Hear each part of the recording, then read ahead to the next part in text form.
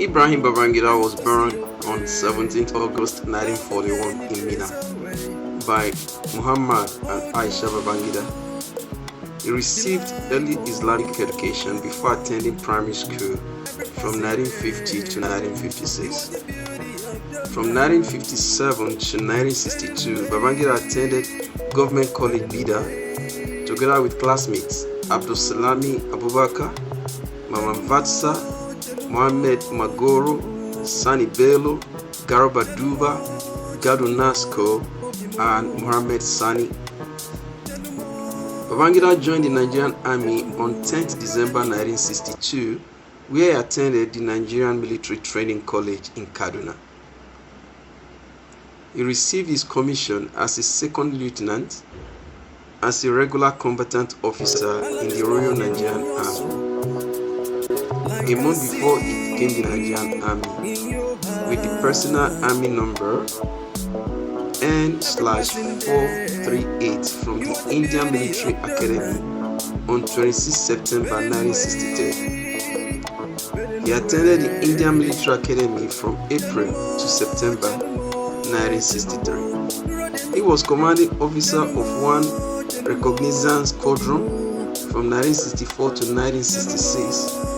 From January 1966 to April 1966, he attended the Younger Officers Course at the Royal Armoured Center in the United Kingdom, where he received instruction in gunnery and the Saladin Armoured Corps. Lieutenant Babangida was posted with the 1st Recognizance Squadron in Kaduna and witnessed the events of the bloody coup d'etat of 1966, which resulted in the assassination of Sir Ahmadu Bello alongside several young officers from northern Nigeria. He took part in the July counter coup led by Murtala Mohammed, which ousted General Agui Ironsi, replacing him with General Yakubu Gowon. Following the coup d'etat of 1983, General Babangida, then Chief of Army Staff, started scheming to overthrow military head of state General Muhammad Buhari. The Palace coup of 1985 was orchestrated with a degree of military deftness hitherto not seen in the history of coup plotting. The whole affair, carried out by Babangida as a ringleader, was planned at the highest levels of the army. Cultivating his strategic relationship with allies like Sani Abacha, Aliu Guzu, Halilu Akilu, Mama Vatsa, Garunasco, and younger officers from his days as an instructor in the military academy, graduate of the ND Regular Course 3, and gradually positioned his allies within the echelons of military hierarchy. The execution of the Palace coup was initially delayed due to General Tunde Diabo, the 6th Chief of Staff Supreme Headquarters, and ruthless second-in-command to General Muhammad Buhari. At midnight on 27 August 1985, the plot metamorphosed with 4 majors: Sambo Dasuki, Abubakar Dangoa, Umar, Lawan Gwadabe, and Abdulmumuni Aminu, detailed to arrest the head of state. By daybreak, the conspirators had taken over the government, and Babangida flew into Lagos from Mina, where he was announced as the new commander-in-chief in a radio broadcast by General Sani Abacha. Babangida justified the coup in a speech describing General Muhammad Buhari's military regime as too rigid. Babangida, ruling by decree, promulgated his official title as the President and Commander-in-Chief of the Armed Forces of the Federal Republic of Nigeria, and placed Muhammad Buhari under house arrest in Benin until 1988. He established the Armed Forces Ruling Council as the highest lawmaking council, serving as chairman. He also restructured the national security apparatus, tasking General Aliu Gusu as coordinator of the national security, directly reporting to him in the president's office. He created the State Security Service (XSS), National Intelligence Agency (NIA), and Defense Intelligence Agency (DIA). Shortly after coming to power, General Babangida established the General Political Bureau of 1986. The Bureau was inaugurated to conduct a national debate on the political future of Nigeria and was charged, amongst other things, to review Nigeria's political history and identify the basic problems which have led to our failure in the past and suggest ways of resolving and coping with these problems. The exercise was the broadest political consultation conducted in Nigerian history. Between 1983 and 1985, the country suffered an economic crisis. In 1986, Babangida launched the Structural Adjustment Program (SAP) with support from the International Monetary Fund (IMF) and the World Bank to restructure the Nigerian economy. In 1987, Babangida launched a mass mobilization for self-reliance, social justice and economic recovery. Following a recommendation from the Political Bureau to increase self-reliance and economic recovery, the policies involved in the SAP and MAMSA were 1. The regulation of the agricultural sector to include abolition of marketing boards, elimination of price controls, privatization of public enterprises, the evaluation of the Nigerian naira to improve the competitiveness of the export sector, realization of restraints on foreign investment and put in place by the Gowon and Obasanjo government during the 1970s. Reorient Nigerians to shun waste and vanity, promoting economic recovery. Shed off pretenses of affluence in their lifestyle, promoting self-reliance. Propagate the need to ensure all vices in public life, including corruption, dishonesty, electoral, census malpractices, ethnic and religious bigotry, promoting social justice. Between 1986 and 1988, these policies were executed as intended by the IMF, and the Nigerian economy actually did grow as had been hoped, with the export sector performing especially well, but falling real wages in the public sector and among other urban classes, along with a drastic reduction in expenditure on public services, set of waves of rioting and other manifestations of discontent that made a sustained commitment to the SAP difficult to maintain. Babangida contributed to the development of national infrastructure. He finished the construction of the Third Mainland Bridge, Lagos, the largest bridge on the continent at the time. His administration also saw the completion of the dualizing of the Kaduna-Kano Highway. Babangida also completed the Shiroro hydroelectric power station. He had the Toja Bridge in Kebbi constructed. He also created the Jibia water treatment plant and the Shalawa Senga Dam in Kano.